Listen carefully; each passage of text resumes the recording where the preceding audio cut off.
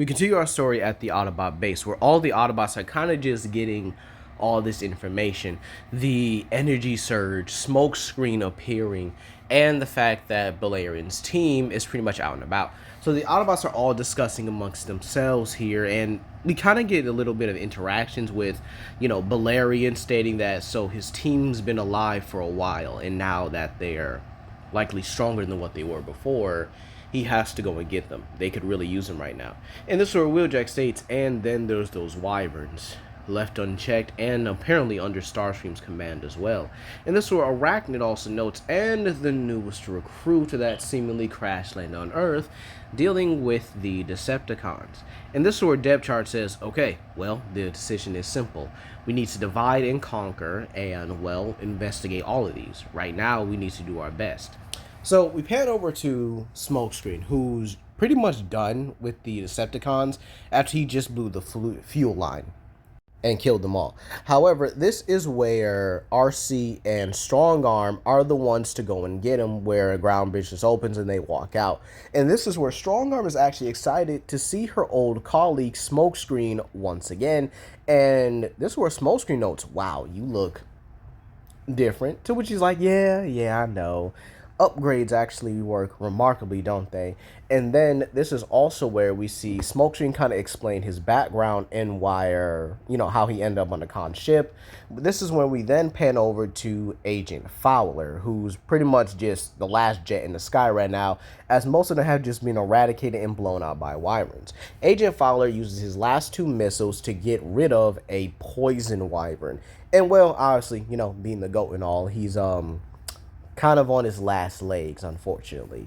And this is where two lightning wyverns appear. However, the first one gets blown out of the sky, and then the second one actually roars and tries to fire at the impending object or the incoming object, but gets blown up as well. And this is where we actually see Jackhammer come through the, I guess you could say, the electrical blood mist that was just created from its own explosions, or from the exploding, flying wyvern.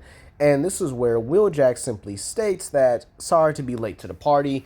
We realized that we had a lot, and I mean a lot, on their plate right now. And Agent Fowler is just kind of like, you know what?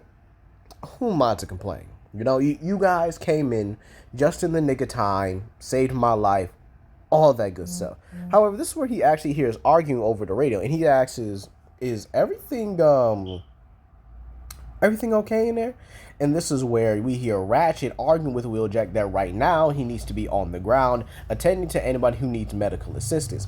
To which Wheeljack is telling him, can I just blow up a few more before I go? And this is where he's like, no, get me on the ground now.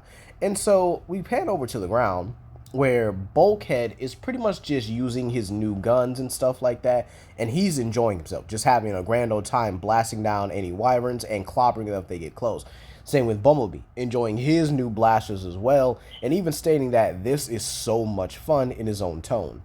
However, we would then go over to the Dragon Temple, where Optimus, Arachnid, and Balerion have all made their way, are pretty much the team investigating here. And so they kind of get to the area, and it's actually pretty quiet. And this is where Arachnid notes, I kind of expected a bit more from this. A little bit of a dynasty, a little bit more of... And this is where Balerion states, you mean a little bit more worshipping? They don't do that anymore. Matter of fact, people barely even visit this place unless it's for archaeological studies, so it's not really the best of interest. To which Arachnid says, well, you do know how to spoil a woman with a great time. Let's just hope this trip isn't a total waste. And this is where Optimus simply just kind of like rolls his optics a little bit and states that right now they need to be cautious. This isn't really the time for, I guess you could say, their romantic banter, if you will. However, when Balerion gets closer to the temple, this is where Australian, Aruzin, and Antel Ka all walk out, and they look at him in absolute shock. Remember, Balerion used to be just a tad bit smaller than him, and now he's like twice their size. And Telka is the first one to notice that, and she states, well, aren't you different, boss man? How you've grown. To which Balerion says, yeah, a little bit of magic augmentation, plus there are new friends technology. Everything kind of goes a little bit differently. But this is where Aruzin simply states, nah, that's not also it. You're different. You seem a bit stronger even. And so Balerion does explain like the events that kind of led up to here and why they need their help currently. However, this is where he hears a growl behind him, and this is where he turns to look and sees Australian in a battle position. And he understands what this means. Australian can see this kind of strength as well and wants to test it. So Australian actually lets out a challenge roar, and Balerion immediately responds by taking to the sky and getting into his own position or his own combat position and roaring in, well, a bit more of a dominant and assertive roar, if you will, because this is more of his alpha form at this moment. And so Optimus simply states they do not have time for this. The enemy is, vastly more dangerous than what they were before. This isn't really a time for, I guess you could say, this little banter or childish banter or whatever. And Arachnid's like, hold up, wait a minute, Optimus, let my hubby cook real quick. Let him cook. Besides, this is their way. This is their planet, essentially. So it would be fair if they let them kind of have it out, if you will.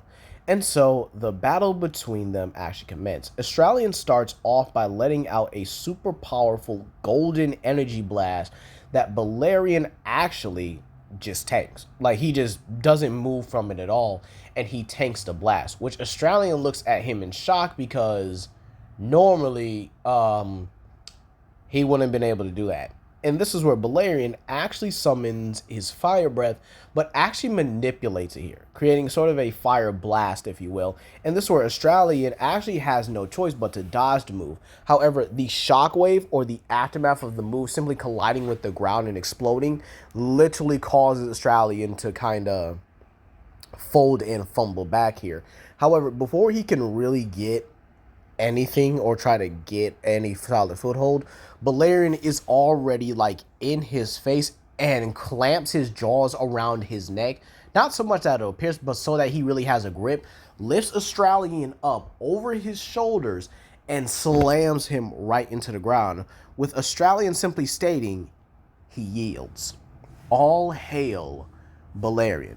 To which Antalka and Aruzin would both bow their heads and simply state, all hail Balerion. To which Arachnid says, see, Optimus, it was actually entertaining after all, learning about another culture and how her little alpha is simply just more dominant than the rest of them. To which this is where Aruzin simply asks, what would you have us do now, my lord? And this is where Balerion simply states that right now they need to save the world and prevent the blood dragon from getting any stronger than he needs to. And with that being said, each dragon looks fierce, powered up, and ready as they, well, kind of climb on the back of Balerion, including Optimus and Arachnid, as Balerion, with his newfound body, literally takes off at such an astonishing speed that it's nearly unfathomable at this point. You might say, why wouldn't they contact the ground bridge? And I'm going to say this is because every Autobot is busy at this point. Everyone's doing something. And Optimus simply states he hopes that they make it in time before everything kind of, goes wrong and everything. So he's kind of like, please let us make it there in time. Meanwhile, back on the battlefield, we see Starscream, Thrust, and Dirge admiring their handiwork. Charred human remains, destroyed military vehicles like tanks, jets, and even, trucks and stuff like that. And Thrust says, well, this was almost too easy. To think we'll be conquering Earth far before Megatron can even do anything. And to which, this is where Dirge simply states that, well, to be fair, we did kind of get an entire dragon in order to do so. However, this is where Bulkhead, Wheeljack, and Bumblebee all run over. However, Bulkhead tells Bumblebee to keep guard of Ratchet, and Bumblebee kind of feels upset because he can't really test out his new gadgets fully. But this is where they tell Starscream everything's going to end now. And this is where Starscream says, oh, Bulkhead, I don't think so. And he simply tells Guismagorm, have fun. And this is where the dragon opens its mouth, and Bulkhead and Wheeljack look like, okay, maybe we shouldn't have, ran over here. You know, can we like apologize? Oh no, you're about to power up an energy blast and just okay. So yeah, they have to dodge that, and they pretty much do it just barely because again this is a whole nother level of power. And so Wheeljack actually utilizes the opportunity to where Guismagorm is kind of like looking at Bulkhead to shoot him, right? So Guismagorm turns his head towards Wheeljack and tries to charge towards him. However, Bulkhead tries to use his new mace and comes from the top rope trying to slam it on Guismagorm. However, Guismagorm simply turns his head, open its mouth, right? And this actually means Bulkhead goes right into it, like just gets caught right in the mouth, right?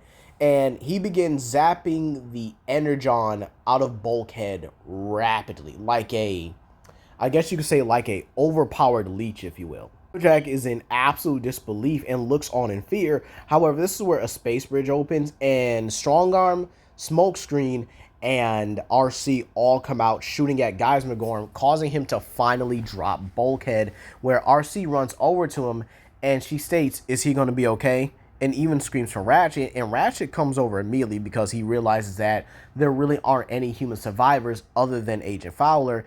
And this is where he states that Bulkhead would be alive, but he needs an energon transplant stat, or an energon transfusion stat here. And so Bumblebee and Ratchet both get Bulkhead out of there, while Smokescreen, Wheeljack, Strongarm, and RC all lay cover fire. However, Guismagorm sees this, and he's not even fazed by the energy blast at all, and he digs his hands into the ground. And this is where he launches, not one, but two boulders, just massively sized boulders at the Autobots, and this actually hits them, knocking every single one of them out. And I mean out. Like, they're just out cold at this point. And this is where Guismagorm begins advancing, its mouth glowing blue and, well, about to zap them of their energon. And this is where Thrust simply states, well, this was actually easier than I expected. And just before Guismagorm gets close, this is where he hears a roar. And then a very energetic comet simply comes down and rams right into him. And this is none other than Balerion. He then looks at Guismagorm, and Guismagorm is a little bit taken aback because, again, remember, Balerion was like really small compared to the other dragons and stuff like that. Like, it's like comparing Optimus's size to Grimlock's almost. So Guismagorm and Balerion both start grappling with each other, with them pretty much getting bloody almost immediately. And this is where Australian, Antel-Ka, Oruzan, Arachnid, and Optimus all land, with Optimus and Arachnid going to check on the Autobots. However, the dragons immediately know their orders, and they start tearing apart any wyvern that literally gets close, or that literally tries to get close, or tries to really get away. Because again, the wyverns would recognize these dragons and they would be trying to run. With even Australian utilizing the star butterflies, Aruzan's element, and Antel-Ka's technological manipulation to actually get the job done. We'll be getting into the technological manipulation in another part. However, we would end this off with the Crimson Gorge, where we see Depth Charge exploring the area and wondering what energy signature is here. However, as he walks deeper, he finds something interesting. And that is another dragon encased in the crystallized energon that was pretty much Guismagorm's lair. And this is where he states, well, that's just Prime. And that's where we're going to leave it off here, you guys. Please comment down below, like and subscribe and share with your friends. And I hope you guys enjoy this, and I'll see you guys for the next chapter. Peace.